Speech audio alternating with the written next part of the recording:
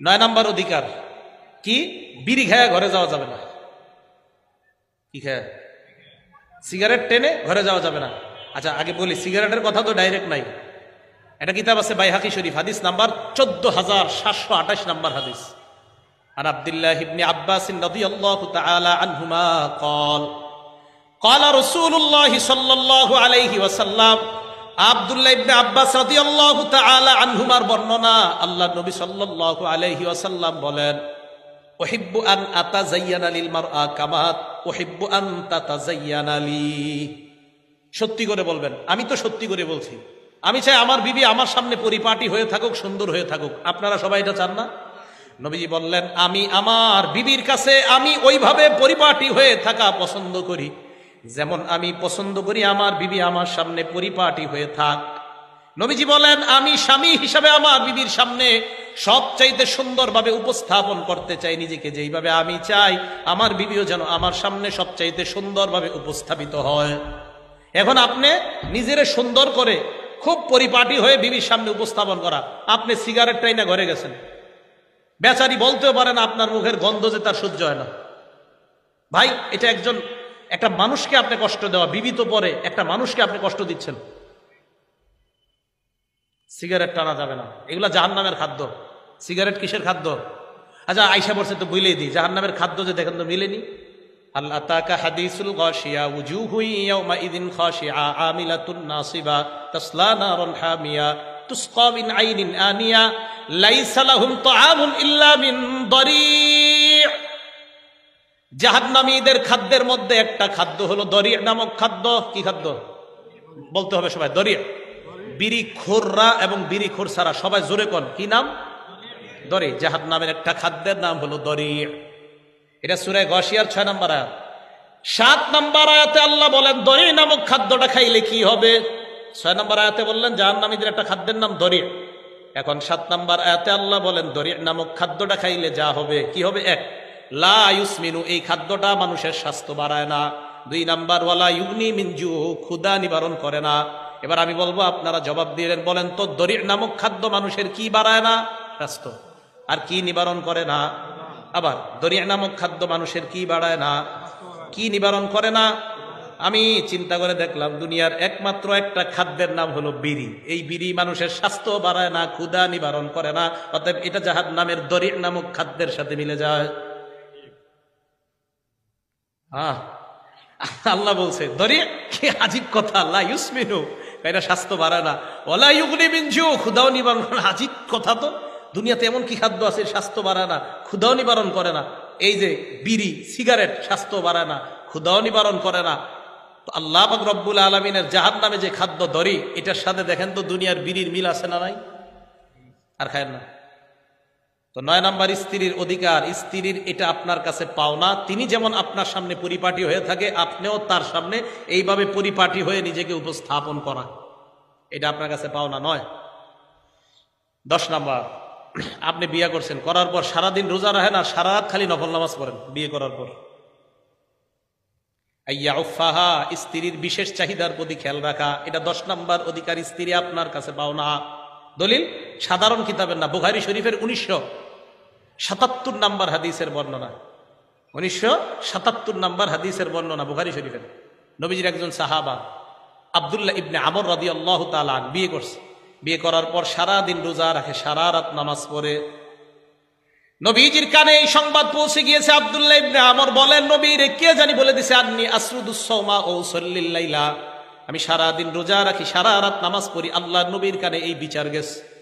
নবীজি আমারে ডাকছেন, আসো এদিকে, কি ঘটনা কি? শুনলাম তুমি নাকি বিয়ে করছো। জি হুজুর। তো সারাদিন নাকি রোজা রাখো সবসময়? জি হুজুর। সারা রাত নামাজ পড়ো? জি। সর্বনাশ, এটা কি করলা তুমি? মানে হুজুর, তো সওয়াবের কাজ। নবীজি বলেন সওয়াবের কাজ? হ্যাঁ।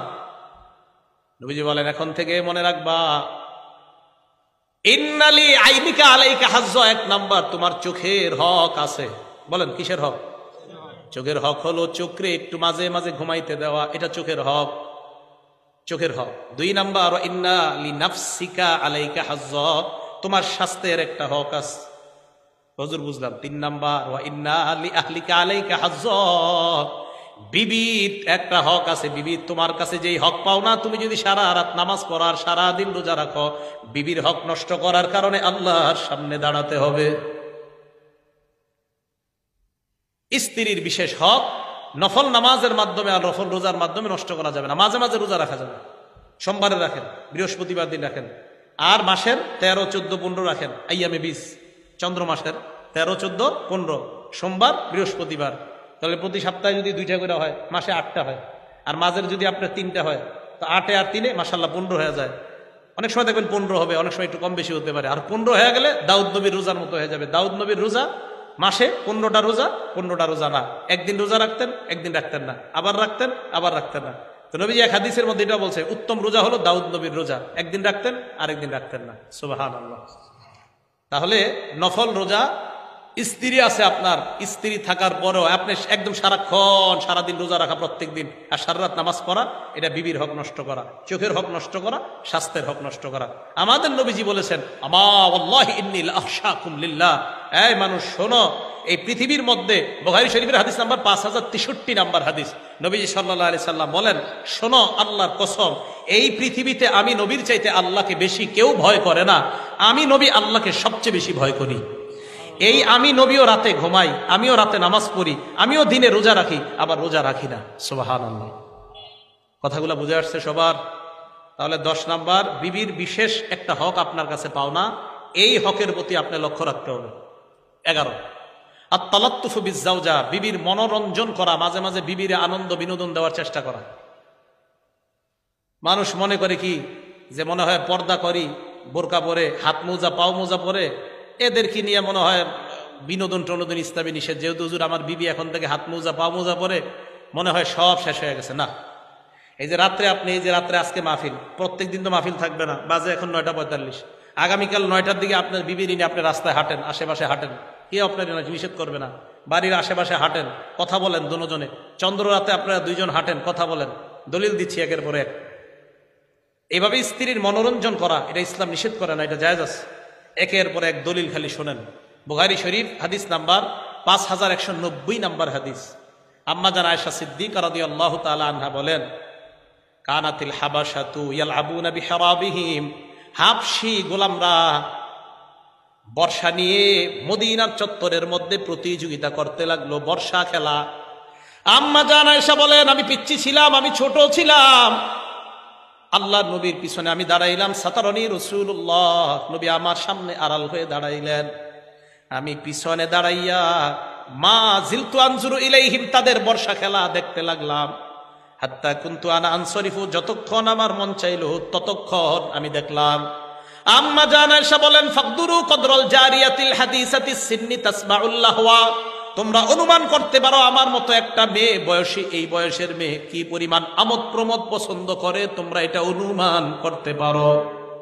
এই জন্য আপনি নতুন বিয়ে করার পর, বয়স কম মেয়েটার 18-19 বছর, তখন তার মাঝে একটু বিনোদন সে আপনার কাছে চাইতে পারে। বাচ্চা হওয়ার পর আপনার কাছে আর এটা চাবে না, তখন খালি সন্তানের বিনোদন চাইবে। তো তখন আপনি তাকে ইসলামী শরীয়তের মধ্যে থেকে তাকে বৈধ বিনোদন দেওয়া, এটা ইসলাম নিষেধ করে না, এটা জায়েজ, এটা আপনার কাছে পাও না। এটা একটা দলিল গেল। আরেকটা দলিল দেখেন, রাসূল করিম সাল্লাল্লাহু আলাইহি সাল্লামের বিবি আম্মা জান আয়েশা সিদ্দিকা রাদিয়াল্লাহু তাআলা আনহা কি বলেন, এটা বুখারী শরীফের হাদিস 6110 বা 6130 নম্বর হাদিস হবে। রাসূল করিম সাল্লাল্লাহু আলাইহি সাল্লামের বিবি আম্মা জান আয়েশা বলেন, কুনতু আলআবু বিল বানাতি ইনদা নবী সাল্লাল্লাহু আলাইহি সাল্লাম, আমি কাপড় দিয়ে খেলনা বানায়া নবীজির ঘরে আসার পর আমি খেলতাম, বয়স ছিল 6.5 বা 7 এরকম। ওয়া কানা লি সাওয়াহিব, আমার কিছু বান্ধবী ছিল,